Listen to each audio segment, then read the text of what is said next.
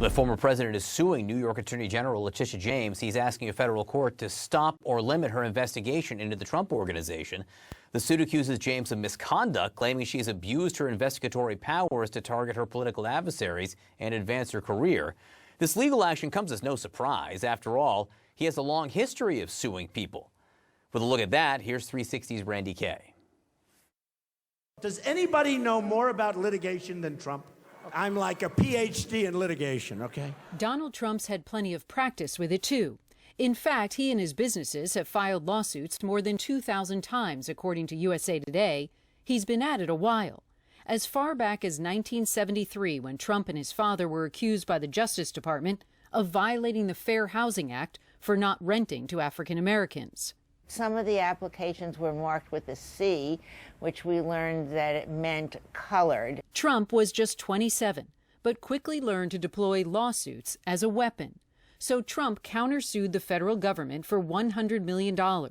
In the end, Trump's suit went nowhere, and he settled out of court in the case against him without admitting guilt. There are practically too many lawsuits to count. He also initiated a $100 million lawsuit against Palm Beach County for allegedly directing air traffic over his Mar-a-Lago estate. Trump even once sued TV host Bill Maher for $5 million after Maher suggested Trump's mother may have mated with an orangutan. The color of his hair. Yeah.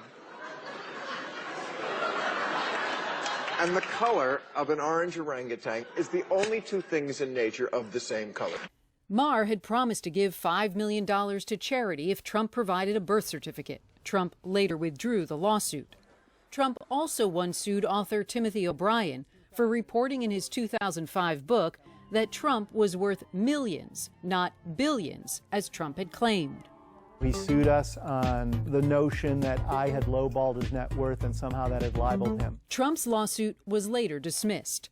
Long before his presidency, Trump sued the town of Palm Beach, Florida, for $25 million over a flagpole at Mar-a-Lago officials claimed was too tall. The two parties later settled.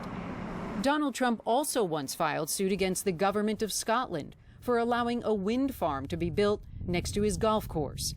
The Supreme Court of the United Kingdom ruled against him, and Trump seemed to still hold a grudge years later.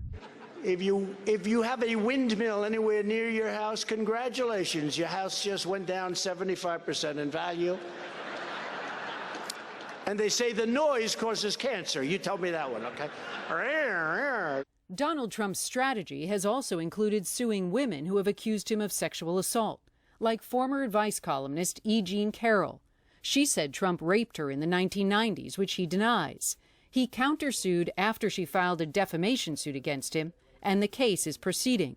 More recently, Trump filed a $100 million lawsuit against the New York Times, several journalists, and his niece, Mary Trump, for sharing information about his taxes and finances.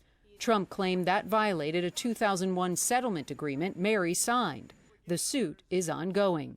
Randy Kay, CNN, Palm Beach County, Florida. Former President Trump is now suing New York State Attorney General Letitia James, asking a federal court to stop her investigation into the Trump Organization. CNN senior justice correspondent Evan Perez is working this story for us. So, Evan, what does this lawsuit allege? Well, this is an unusual lawsuit, Wolf, because what the former president and his company, the Trump Organization, are trying to do is they're trying to preempt Tish James's investigation into the company, and what he's saying is, and what the company's saying, is that she committed misconduct, that she has prejudice against the former president, citing comments that she has made both during her campaign. She recently abandoned her campaign for governor of New York. I'll read you just a part of what the lawsuit says. Since taking office, she has tirelessly bombarded his family and his business, Trump Organization, LLC, with unwarranted subpoenas in a bitter crusade to take on the president. Wolf, we know this is coming just weeks before the Attorney General's office there in New York was seeking to depose the former president as part of this civil investigation. The allegation that they're looking into is whether the Trump Organization misvalued some of the value of some of their real estate assets. I'll read you just a part of what her response is. She says, to be clear, neither Mr. Trump nor the Trump Organization get to dictate if and where they will answer for their actions. Wolf?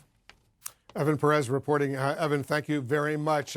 Let's get some more on this. Our senior law enforcement analyst, the former FBI Deputy Director Andrew McCabe, is joining us. He's the author of the book, The Threat, How the FBI Protects America in the Age of Terror and Trump. Andrew, we know former President Trump is litigious. Does this new suit, from your perspective, have any merit? Very, very little. It's almost impossible to imagine, Wolf. And it's absolutely easy to understand why he's doing it. This is a very basic and time-honored strategy of the former president. He files lawsuits in order to delay legal action that's pending against him. And as you know, he has been subpoenaed to appear before Ms. James and her investigators on January 7th. He assiduously, I'm sure, does not want to make that appearance. And so he's thrown up this lawsuit as a way of distracting attention from her efforts and to try to push this thing into a separate channel, attacking her as being somehow biased against him.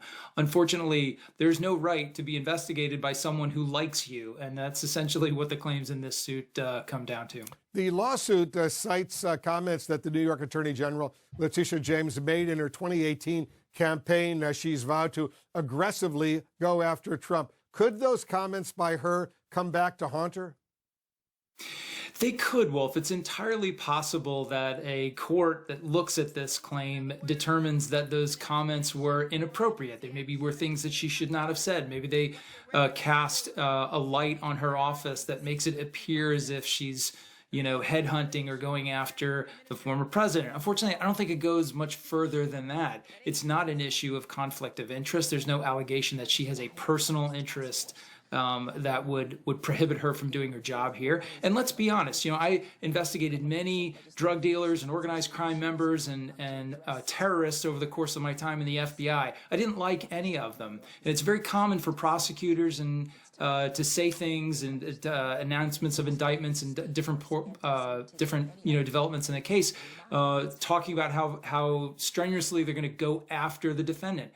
People say things like that all the time. Nothing much comes of that. Yeah, Trump's lawyers say this is all political. But how much do these legal battles, Andrew, these legal battles like this one, actually delay investigations into Trump's dealings? It will absolutely delay progress in this civil investigation. And specifically, it will likely result in delaying his appearance for a deposition. His son, Eric, was also deposed earlier in this investigation. He resisted appearing. He was ultimately ordered by the court to appear, and he did sit for deposition.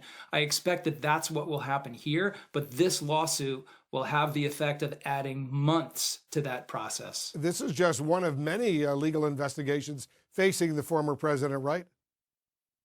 That's absolutely right. He is, of course, he has come within a criminal investigation that's being conducted by the Manhattan DA's office. That inquiry continues to this day. We know that the Manhattan DA has recently impaneled a new grand jury to continue hearing evidence in that case. So some big decisions coming up in that one as the DA prepares to step away from his job at the end of the year. So we'll see a lot of very concerning legal actions on the horizon for the former president. Andrew McCabe, thanks so much for joining us.